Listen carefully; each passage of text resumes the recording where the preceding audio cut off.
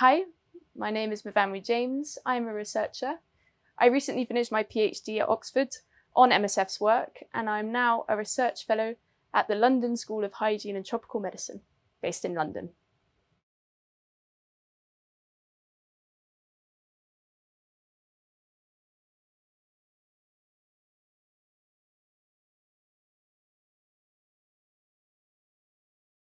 Yeah, when I set out, I wanted to look at how humanitarians negotiate access in conflict zones, very simply. And I started off as a historian, and I was particularly interested in Eastern DRC, in North Kivu province. And I was a bit surprised to find that MSF didn't already have a study on this because they've worked there for so long. So my main question was, well, how has MSF not just negotiated access to work in a zone with lots of rebel groups, but also maintained that access over a long period of time?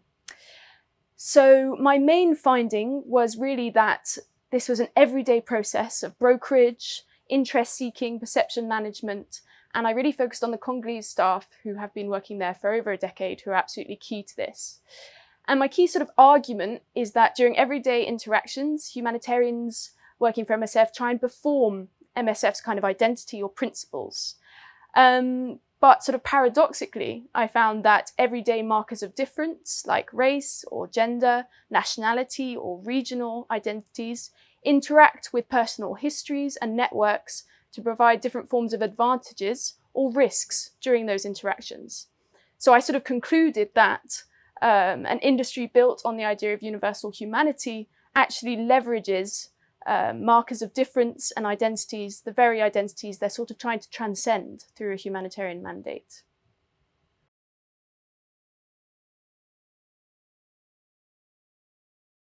So methodologically, how do you go about this? I think when you're a researcher at a university and you say you want to do this sort of project, people are a little bit wary because they say, good luck trying to access a humanitarian organisation with a question that might be quite sensitive.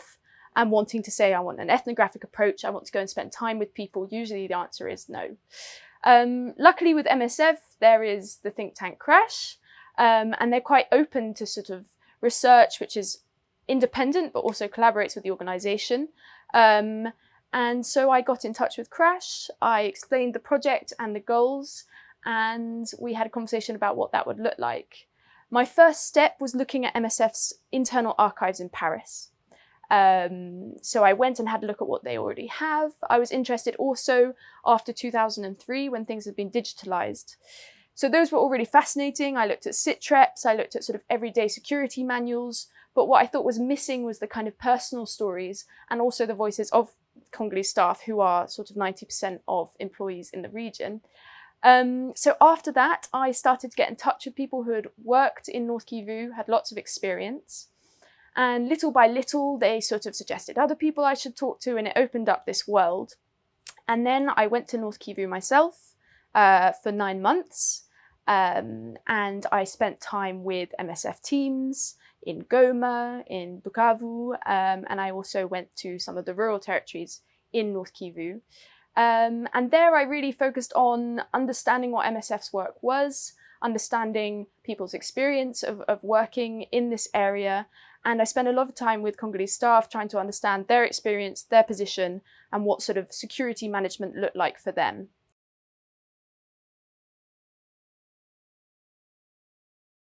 My recent article is based on one of the PhD chapters, and it's a chapter which looks at the experience of humanitarians who are Congolese and also from North Kivu themselves in negotiations for access and in the processes of security management. So in this article, what I wanted to try and do was to look at their role and their experience and how it fits into MSF security management frameworks and protocols more generally.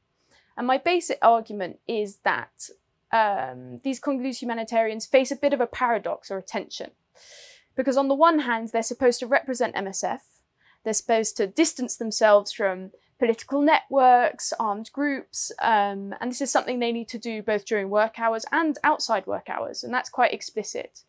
So, but at the same time, those very personal contacts, those very personal histories are a resource for them in their daily work, negotiating access, building contacts, analysing the context. So the same facet, which is their advantage, is also perceived as a risk. and it also poses risks to them. They said that, because my position here is very different from my foreign colleagues, that also exposes me. And it also means that I'm perceived as a bit of a risk in the organisation. So I was interested in that tension and thinking about how we understand the role of local staff, as they're termed, in humanitarianism, in security management.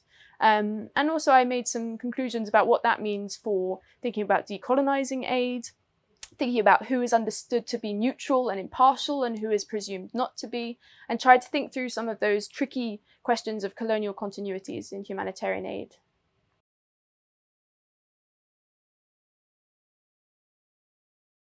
So in terms of reception, I think it came out in December 2020, which was at the end of this year where people really wanted to talk about this, where people were thinking about inequality, thinking about race in humanitarian aid, as well as lots of other sectors. So it came out at quite a pivotal time, despite the fact that I did the research and wrote it quite a while ago.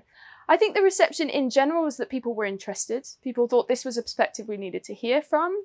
I think people were interested in the idea of having an article which drew principally on the voices and experiences of Congolese employees of MSF. I think also it opened up a little bit of a conversation about the links between ideas of neutrality and a more tricky colonial past of mapping the world and peoples into some areas where people are neutral or impartial and some areas where they cannot be.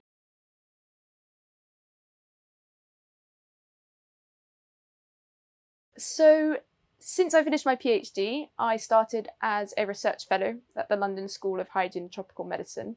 I was in North Kivu in 2018 when the Ebola epidemic started, and I became particularly interested in the vaccine trials which followed. 2 different Ebola vaccine trials followed in North Kivu.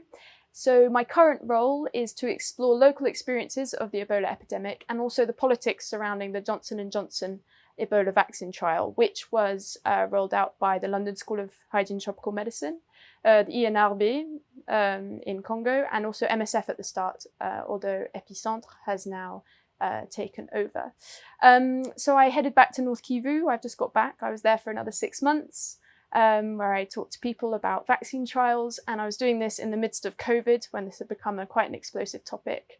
So I'm now writing that up and thinking more deeply about how we can understand the contested legitimacy of medical research in Africa.